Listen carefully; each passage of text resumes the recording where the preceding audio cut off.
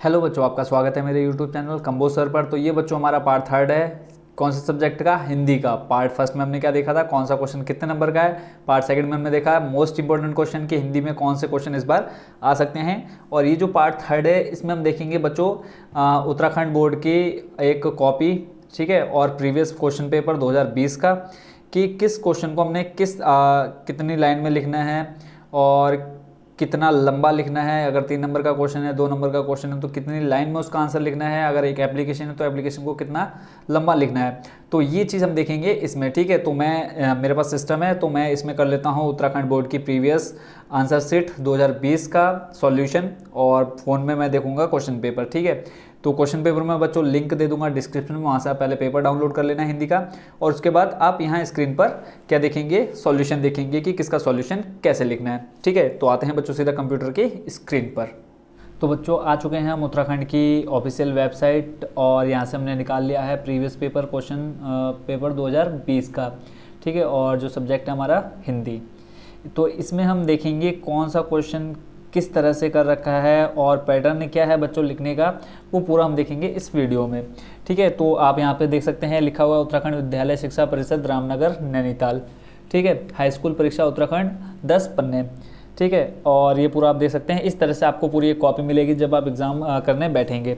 तो अब आते हैं हम सीधा इसके क्वेश्चन नंबर पर, ठीक है। आप देख सकते हैं पूरी जो नोटबुक आपको मिलेगी, आंसर शीट मिलेगी, इस टाइप की मिलेगी। तो आपको अच्छे से ध्यान से इसमें भरना है। देखो यहाँ पे पूरा दे रखा है, परीक्षार्थी द्वारा भरा जाएगा अनुक्रमांक।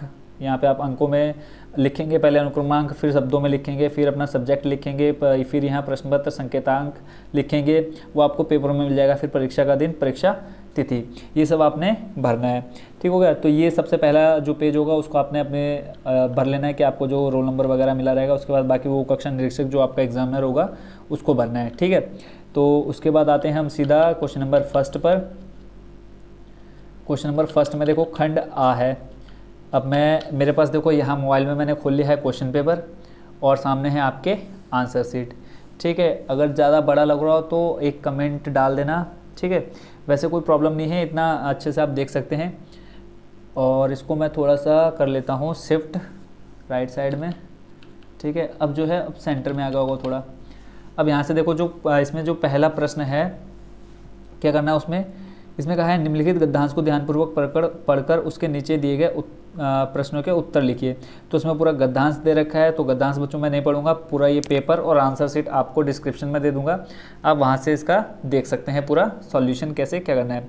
तो देखो इसमें जो फर्स्ट नंबर है उसके जो 5 क्वेश्चन है। पहला जो क्वेश्चन है कि हिमालय कहने से भारतवर्ष की भौगोलिक सीमा के अतिरिक्त क्या बोध होता है। तो यहाँ पे आंसर देखो बच्चे ने कैसा लिखा है। देखो 2 नंबर का जो है इसका 2 नंबर का है ये क्वेश्चन। तो इसमें देखो कितनी लाइनें गई हैं हमारी, मैक्सिमम 3 लाइनें। आंसर क्या लिखा है बच्चों इसका क्वेश्चन में कि हिमालय कहने पर भारतवर्ष की भौगोलिक सीमा का ही केवल स्मरण नहीं होता, अपितु भारत की पवित्रता का, ऊंचाई का भी स्मरण होता है। तो जब आप ये पूरा गद्य पढ़ेंगे तो वहाँ पे आपको इसका आंसर मिल जाएगा। सेकंड जो क्वेश्चन है उसमें है पृथु राजा ने पृथ्वी को क्यों डराया धमकाया। अब इसका आंसर देख लेते हैं बच्चों। जो देख लो यहाँ दोनों और लाइनिंग की है, इस तरह से आपने पहले लाइनिंग कर लेना है। फिर उसके बाद देखो ब्लैक मार्कर हो या ब्लैक पेन हो तो उससे आपने पूरा किस क्वेश्चन का क्या आंसर लिख रहे हो आपने वो यहाँ लिख देना है।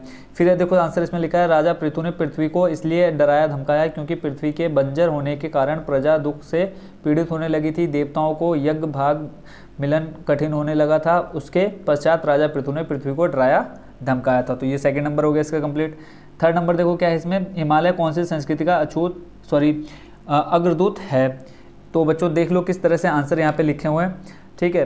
तो आपने सेम पैटर्न पर आपने क्वेश्चंस के आंसर देने हैं, ज़्यादा लंबा नहीं देना है और ज़्यादा छोटा भी नहीं देना है। अगला नंबर देखो इसमें है उपयुक्त गद्यांश का उपयुक्त शीर्षक लिखिए। तो ये आप पर डिपेंड करता है कि आप क्या शीर्षक दे रहे हैं। तो जैसे इस बच्चे ने दिया है कि उपयुक्त गद्यांश का उपयुक्त शीर्षक है देवात्मा हिमालय का महत्व, ठीक है। तो ये हो गया बच्चों हमारा क्वेश्चन नंबर जो फर्स्ट है गद्यांश, अपठित गद्यांश, वो कंप्लीट। सेकंड नंबर में देखो हमें क्या करना है, दिए गए संकेत बिंदुओं के आधार पर किसी एक विषय पर लगभग 250 शब्दों में निबंध लिखिए। तो इस क्वेश्चन का आंसर बच्चों आपको मिलेगा सबसे लास्ट में, तो इसको भी हम छोड़ देते हैं। तो क्वेश्चन नंबर थर्ड का आंसर कर रखा है वो देख लेते हैं। इसमें कहा है कि विद्यालय में प्रथम स्थान प्राप्त करने पर अपने मित्र को बधाई देते हुए उसे एक पत्र लिखिए। आपका काल्पनिक नाम का खा गा है, अथवा अब इसमें दो एप्लीकेशन दे रखे हैं, दोनों में से जो आपको ठीक लगे वो करने हैं। तो दूसरा जो है वो है नगर निगम अधिकारी को पत्र लिखिए और आपके क्षेत्र में सड़कों पर बहुत सा पानी जमा हो गया है जिससे मलेरिया फैलने का डर है। आपका काल्पनिक नाम का खा गा है। तो आपको दोनों में से जो आता हो वो आप लिखना। तो यहाँ देखते हैं जिस बच्चे ने जो दिया है वो है रामनगर नैनीताल, ठीक है।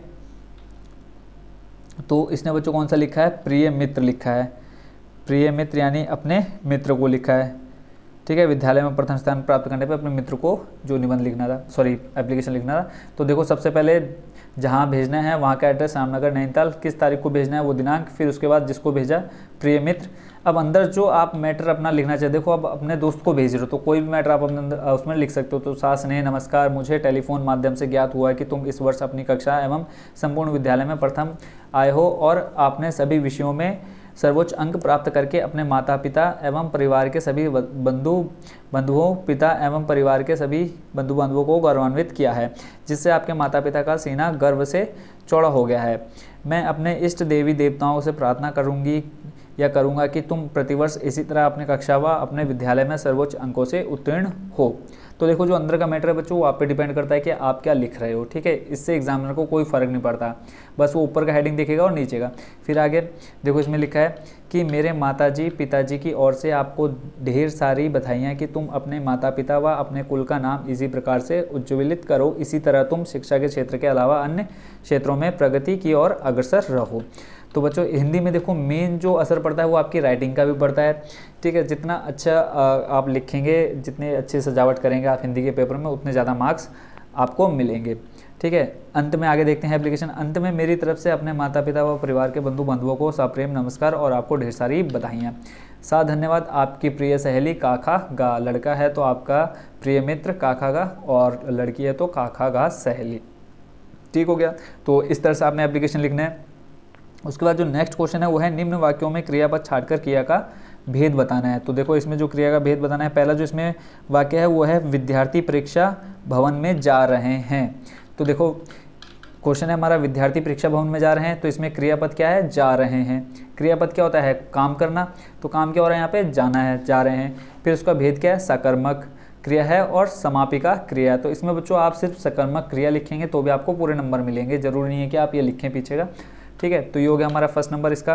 फिर इसमें जो सेकंड वाक्य है वो है वह पानी पी रहा है। तो इसमें क्रियापद क्या होगा बच्चों, पी रहा है।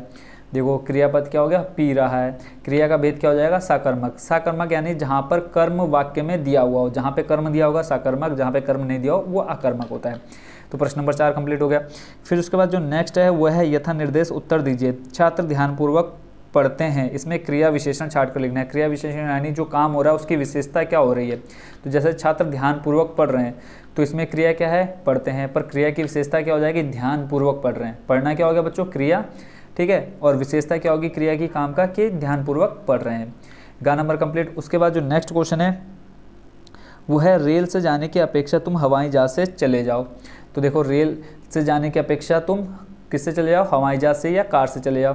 तो इसमें जो समुच्चय बोधक शब्द छाटना है वो क्या है, अपेक्षा है, ठीक है। क्या छाटना है इसमें, समुच्चय बोधक। समुच्चय बोधक इसमें शब्द क्या आ गया, अपेक्षा, क्योंकि अपेक्षा शब्द एक वाक्य को दूसरे वाक्य से जोड़ रहा है ना, कि एक वाक्य को दूसरे वाक्य से कौन जोड़ने का काम कर रहा है, अपेक्षा। तो ये बच्चों क्या हो गया, समुच्चय बोधक, ठीक है। दो वाक्यों को जोड़ने वाला शब्द क्या कहलाता है, समुच्चय बोधक कहलाता है, ठीक है। उसके बाद जो नेक्स्ट क्वेश्चन है वो देख लेते हैं, 5वां नंबर है। इसमें दिया है निम्नांकित का यथा निर्देश उत्तर दीजिए। इसमें दे रखा है का नंबर, जिन विद्यार्थियों ने परिश्रम किया वे उत्तीर्ण हो गए। यह निम्न में से किस प्रकार का वाक्य है। ऑप्शन दे रखे इसमें सरल वाक्य, मिश्र वाक्य और संयुक्त वाक्य। तो इसका आंसर भी देख लेते हैं बच्चों कैसे दे रखा है। देखो प्रश्न संख्या 5 यथा निर्देश का नंबर कि जिन विद्यार्थियों ने परिश्रम किया वे उत्तीर्ण हो गए, किस प्रकार का वाक्य है। तो किस प्रकार का वाक्य है बच्चों, ये मिश्र वाक्य है। उसके बाद नेक्स्ट जो क्वेश्चन है वो आपका निम्न में से प्रश्नवाचक का चयन कीजिए। प्रश्नवाचक जहाँ पे बच्चों लास्ट में क्वेश्चन मार्क यानी प्रश्न चिन्ह लास्ट में आपको जहाँ पे दिख जाएगा वो हमारा क्या होगा, प्रश्नवाचक शब्द होगा। तो जैसे तुम क्या कर रहे हो, देखो लास्ट में ये चिन्ह दिखा मतलब प्रश्नवाचक है। तो ये होगा बच्चों हमारा क्वेश्चन नंबर 5वें का खा भी कंप्लीट। इसमें नेक्स्ट जो दे रखा है वो देखते हैं। अशोक पुस्तक पढ़ता है, कर्मवाच्य में बदलना है। तो अशोक पुस्तक पढ़ता है तो कर्मवाच्य में बदलना, तो अशोक के द्वारा पुस्तक पढ़ी जाती है। घ नंबर देखते हैं, इसमें क्या कहा है, अमित से दौड़ा नहीं जाता, कर्तृवाच्य में लिखना है, तो यहाँ पे अमित नहीं दौड़ता है। ठीक हो गया। उसके बाद जो नेक्स्ट क्वेश्चन है वो देख लेते हैं। 6 नंबर, निम्नलिखित शब्दों में से तारा शब्द का अर्थ छाट कर लिखिए। तारा शब्द का अर्थ छाटना है, प्रश्न नंबर 6 में आ जाता है। देखो तारा शब्द का अर्थ क्या होता है, नक्षत्र। ऑप्शन दे रखे थे इसमें, चंद्र, नक्षत्र या रश्मि, तो इसका जो आंसर राइट होगा वो क्या होगा, नक्षत्र। नेक्स्ट क्वेश्चन जो है वो देखते हैं, चंद्रमा का पर्यायवाची शब्द बताइए। ऑप्शन दे रखे भानु, राकेश, दिनकर, तो चंद्रमा का पर्यायवाची क्या होता है बच्चों, राकेश। ठीक है, तो क्वेश्चन नंबर 6 हो गया कंप्लीट। उसके बाद बच्चों देखो ये जो ग्रामर का सेक्शन था और अपठित गद्यांश था वो हो गया खत्म। अब आते हैं हम सीधा बुक पर, क्षितिज में। तो इसमें देखो हमें 2 कविताएं दे रखी होंगी और दोनों कविताओं में से रिलेटेड क्वेश्चन दिए होंगे। तो देखते हैं इस जो बच्चे ने करा है कौन सा क्वेश्चन। अब देखते हैं बच्चों प्रश्न नंबर 7 का नंबर। इसमें देखो जो दोनों में से कर रखा है, एक तो था हमारे हरी हारिल की लकड़ी, मनक्रम बचन नंदन उर, ये वाली कविता है। दूसरी ये फसल क्या है, तो फसल वाला आपका कट चुका है। ठीक है, तो इस बार आने की उसके चांस बिल्कुल भी नहीं है। तो देखो इसमें जो कर रखा है वो है पहला वाला। उसमें जो पहला क्वेश्चन है वो है गोपियों के लिए हारिल की लकड़ी कौन और किस रूप में है, स्पष्ट कीजिए। तो इसमें देखो आंसर क्या दे रखा है, गोपियों के लिए हारिल की लकड़ी कौन है और किस रूप में, स्पष्ट कीजिए। इसमें देखो क्वेश्चन भी दे रखा है। अब इसका आंसर भी देख लेते हैं, क्या होगा इसका आंसर, देखते हैं। आंसर है इसका बच्चों, गोपियों के लिए हारिल की लकड़ी श्री कृष्ण है। जिस प्रकार हारिल पक्षी किसी लकड़ी को अपने पंजों में दबाए रखता है और सदैव उसको अपने साथ रखता है, ठीक उसी प्रकार गोपियाँ भी अपनी तुलना हारिल पक्षी से करती हैं कि हम गोपियों ने भी श्री कृष्ण के मनमोहक अपने मन में मस्तिष्क में धारण कर ली है, इसलिए हम सदैव श्री कृष्ण का ही नाम जपती हैं और उन्हें अपने सम्मुख उपस्थित मानती हैं। ठीक है, इसमें जो दूसरा क्वेश्चन है वो है गोपियों को करुई ककड़ी की तरह क्यों लगता है। तो इसमें देखो करुई ककड़ी की तरह क्या लगता है और क्यों, तो आंसर जो लिखा है वो देख लेते हैं। यहाँ पे बच्चों पढ़ सकते हैं आप यहाँ कि गोपियों की करुई ककड़ी की उदों के माध्यम से योग साधना का उपदेश लगते हैं। जिस प्रकार किसी व्यक्ति के मुंह में करुई ककड़ी आने पर उसके मुख का स्वाद बदल जाता है, उसी प्रकार गोपियों को यह योग संदेश की बात सुनकर उनका दुख और गहरा हो जाता है। ठीक है, इसलिए गोपियों का योग का संदेश की बातें करुई ककड़ी के समान लगती हैं। ठीक हो गया। तो इसमें देखो बच्चों कोई 2 करने थे तो इन्होंने पहला और दूसरा किया है, तीसरा छोड़ दिया है। फिर नेक्स्ट जो क्वेश्चन है वो है 8वां नंबर, निम्नलिखित प्रश्नों में से किन्हीं 2 प्रश्नों का उत्तर दीजिए। ठीक है, तो इसमें सातों में जो कर रखा है, तीनों क्वेश्चन कर रहे हैं। देखो गोपियों के लिए व्याधि का आशय क्या है, इसका जो आंसर होगा वो दे रखा है, गोपियों के लिए व्याधि का आशय एक शारीरिक रोग से है जिसके बारे में गोपियों को ना ही कभी सुना है ना ही कभी देखा था। गोपियों के लिए व्याधि श्री कृष्ण द्वारा भिजवाए गए योग साधना से है जो उनके लिए शारीरिक रोग है। ठीक है, उसके बाद प्रश्न नंबर जो 8 है उसमें है राम लक्ष्मण परशुराम संवाद में परशुराम। अब देखो यहाँ 3 दे रखे हैं, 3 में से कितने करने हैं, 2 करने हैं। तो पहला क्वेश्चन वही है कि धनुष टूट जाने के लिए कौन कौन से तर्क दिए लक्ष्मण ने। तो देख लेते हैं यहाँ पे इसका आंसर। तो बच्चों आपने इसका आंसर पढ़ लिया होगा और इसमें से मैं ये पूरी PDF दे दूंगा डिस्क्रिप्शन में, वहाँ से आप जाके पूरा ये आंसर देख सकते हैं। ठीक हो गया। उसके बाद जो नेक्स्ट है वो देख लेते हैं। देख लो बच्चों आंसर किस प्रकार से लिखना है। इसमें देखो दोनों कविताएं कर रही है बट आपको एग्जाम में दोनों में से कोई एक करना है, दोनों में से एक। ठीक है, और उसके बाद देखो प्रश्न नंबर 9 है, ये हम 8 पर हैं। 8 में टोटल हमें कितने क्वेश्चन दे रखे हैं बच्चों, 3 क्वेश्चन दे रखे हैं, 3 में से 2 करना है। फिर 9वें नंबर पे आता है, इसमें देखो 2 क्वेश्चन दे रखे हैं, दोनों करने हैं कि कवि आत्मकथा लिखने से क्यों बचना चाहता है, तो ये क्वेश्चन आपका कट चुका है। फिर बच्चे की दंतरुद मुस्कान से कवि के मन पर क्या प्रभाव पड़ता है, ये भी आपके सिलेबस से कट चुका है, तो इसको नहीं करना है। फिर प्रश्न नंबर 9 का कहा है कवि आत्मकथा, अच्छा ये तो अभी हमने पढ़ लिया है, इसको छोड़ देते हैं। उसके बाद आते हैं सीधा नेक्स्ट पर, प्रश्न नंबर 10 पर। अब इसमें भी 2 गद्यांश दे रखे हैं, दोनों गद्यांश में किसी एक गद्यांश का उत्तर लिखना है। तो देखो बच्चों किस तरह से कर रखा है गद्यांश के जो उत्तर हैं। पहला है कि इन्होंने कौन सा किया है, एक तो दे रखा है का उत्तर, प्राचीन भारत में स्त्री शिक्षा का, तो ये बच्चों आपके सिलेबस से कट चुका है। नेक्स्ट जो है इसमें वो है फादर को याद करना एक उचांत, ये फादर बुल्के चैप्टर से रिलेटेड है, तो इसके आंसर मैंने बता दिए हैं कौन से इंपॉर्टेंट है और कौन से नहीं है, तो आप देख लेना। उसके बाद जो प्रश्न नंबर 11 है गद्य खंड से, कि पहला क्वेश्चन मैंने ये बता दिया कि मोस्ट इंपोर्टेंट है कि नेताजी का चश्मा कहानी से हमें क्या संदेश मिलता है। तो यहाँ पे आप देख सकते हैं नेताजी का चश्मा कहानी हमें बहुत प्रेरणादायी संदेश देती है। कहानी में कैप्टन चश्मे वाले के द्वारा देशभक्ति व राष्ट्र प्रेम की भावना का जन संचार किया गया है। इस कहानी में लेखक स्वयं प्रकाश जी कहते हैं कि हमें अपने देश के महापुरुषों व सेनानियों का मान सम्मान तथा अच्छी भावना रखनी चाहिए। हमें अपने देश के प्रति निष्ठावान तथा कर्मनिष्ठ होना चाहिए। अगर हम किसी महापुरुष के प्रति श्रद्धा न रखें तो हमें पाठ के जैसे मूर्ति लगाकर किसी भी प्रकार का राष्ट्रहित के प्रति आडंबर नहीं करना चाहिए। ठीक है बच्चों, तो आप देख लो बच्चों, ये क्वेश्चन है थोड़ा इंपॉर्टेंट है, इसको आप जरूर देख लेना। फिर नेक्स्ट जो क्वेश्चन है, किन आवश्यकताओं की पूर्ति के लिए सुई धागे का आविष्कार हुआ होगा। ये चैप्टर आपके सिलेबस से कट चुका है तो इसको आपने नहीं देखना है। इसमें जो नंबर दूसरा बच्चों इन्होंने कर रखा है वो है बाल गोविंद भगत की कबीर पर श्रद्धा किन किन भावों में थी। तो आपने बच्चों ये चैप्टर पढ़ा होगा तो इसका चैप्टर का आंसर देख लो किस तरह से दे रखा है। ये जो क्वेश्चन है बच्चों आपके 2 नंबर का है, तो देख लो 2 नंबर का आंसर कितना बड़ा दे रखा है इन्होंने।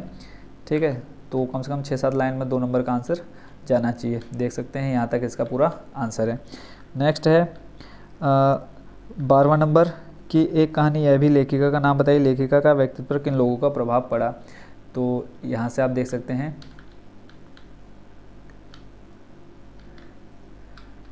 और उसके बाद बच्चों ये पूरी पीडीएफ मैं आपको दे दूंगा कहाँ पर, डिस्क्रिप्शन में, वहाँ से आप पूरे अच्छे से पढ़ लेना जितने भी क्वेश्चन इसमें हैं, क्योंकि अगर मैं एक एक क्वेश्चन पढ़ूंगा बहुत टाइम लग जाएगा। और ठीक है, तो इस तरह से आप देख सकते हैं कि किस तरह से किस क्वेश्चन का आंसर दे रखा है। संस्कृत में देखो कुछ ज़्यादा मेहनत नहीं करनी है, संस्कृत में जो जो इंपॉर्टेंट है मैंने वो भी बता दिए हैं, बाकी इसमें भी आप देख लेना जितने इसमें आ रखे हैं इन सभी क्वेश्चंस को आपने अच्छे से कर लेना है। ठीक है, तो ये अभी संस्कृत का पोर्शन चल रहा है आपके सामने। उसके बाद देखो अब ये आ गया है आपका क्या, जो निबंध था हमारा प्रश्न नंबर 2 कि जल का जीवन में महत्व। अब देखो निबंध कैसे लिखना है, सबसे पहले जल का जीवन में महत्व वो थोड़ा सा लिख दिया हमने नंबर फर्स्ट डाल के, उसके बाद थोड़ा सा उसके बारे में लिखा, फिर सेकंड पॉइंट बताया स्वच्छ पेयजल, उसके बारे में हमने थोड़ी डिटेल दे दी। ठीक है, फिर उसके बाद नेक्स्ट तीसरा जल संरक्षण, तीसरा पॉइंट बना दिया हमने। फिर उसके बाद नेक्स्ट है प्रदूषण और उसके बचाव इसके अंदर। फिर है जल प्रदूषण का अर्थ क्या होता है, फिर इसके बचाव कि जल प्रदूषण को हम कैसे बचा सकते हैं, फिर लास्ट में हमने क्या लिख दिया, जल ही जीवन है। तो इस तरह से आपने निबंध लिखना है कम से कम 200 से 250 शब्दों में। तो बच्चों ये हो गया आपका आंसर शीट 2020 की, इसको आपने अच्छे से कर लेना है तैयार, और साथ में हो सके तो 2021 और 2019 का पेपर भी पूरा सॉल्व कर लेना अच्छे से, और जितने क्वेश्चन उसमें आए हों वो सभी आप अच्छे से याद कर लेना।